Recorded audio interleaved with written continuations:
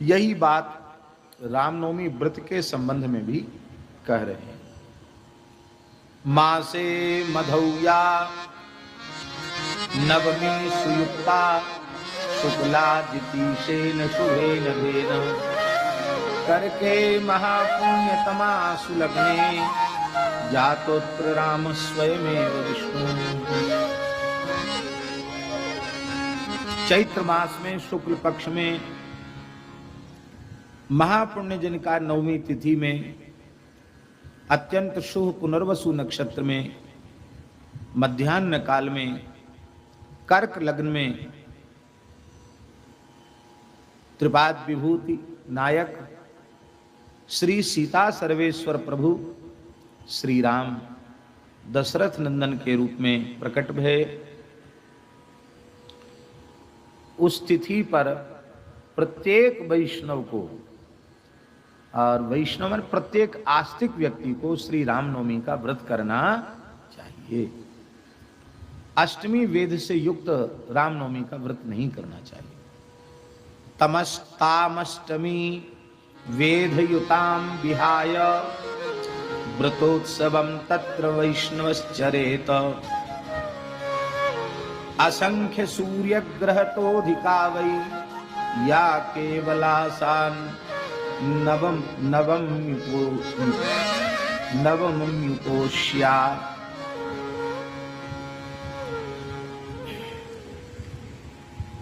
वैष्णव को अष्टमी के वेद से युक्त नवमी का त्याग कर देना चाहिए। वेद रहित शुद्ध श्री रामनवमी का व्रत करना चाहिए और अपने एक सेव्य ठाकुर जी हो तो मंदिर विहारी हो तो व्रत में उत्सव भी करना चाहिए।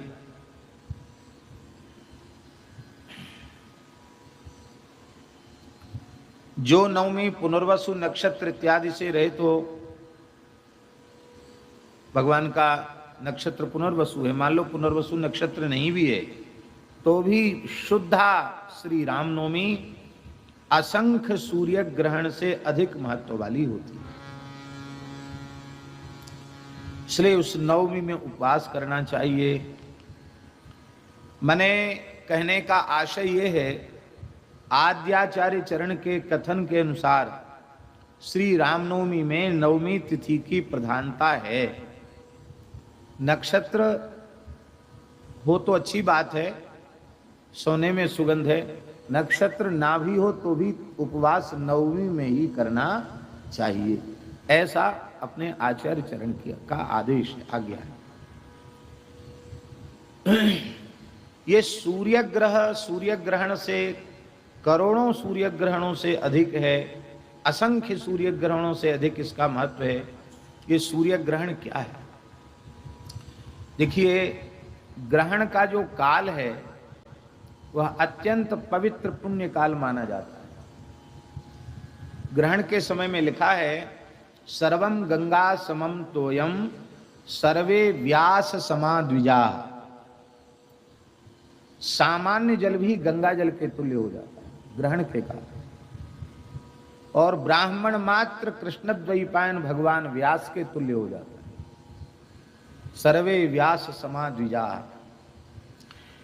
ग्रहण के स्पर्श से मोक्ष पर्यंत मौन होकर के एक आसन से जिस किसी भी मंत्र का जप कर लिया जाएगा सावधान होकर के, उस मंत्र का पुरस्चरण संपन्न हो जाए, उस मंत्र के पुरस्चरण का पुण्य प्राप्त हो जाए। अब षडक्षर मंत्र आ जाए, स्पर्श से मोक्ष तक जप कर लो तो भले ही 1 घंटे का ही ग्रहण है, पर 1 घंटे में 6 लाख जप का पुण्य आपको प्राप्त हो जाए।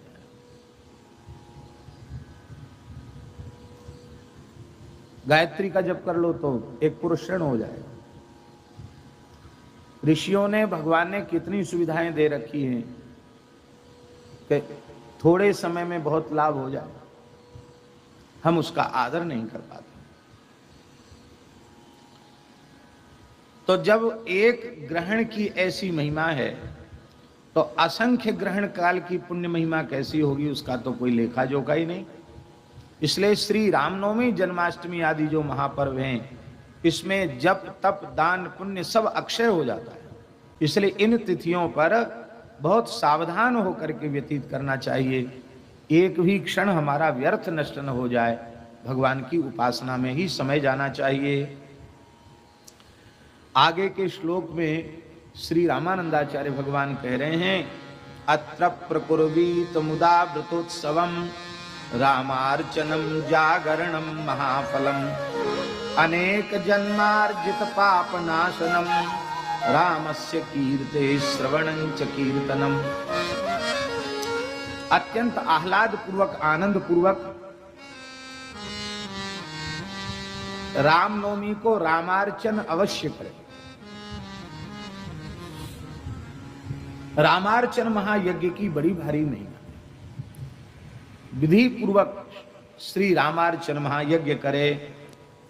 तो मूल आचार्य चरण आज्ञा कर रहे हैं कि श्री रामनवमी को रामार्चन अवश्य करना चाहिए। अत्र प्रकुर्वीत मुदा व्रतोत्सवम रामार्चनम जागरणम महाफलम अनेक जन्मार्जित पाप नाशनम रामस्य कीर्ते श्रवणम च कीर्तनम।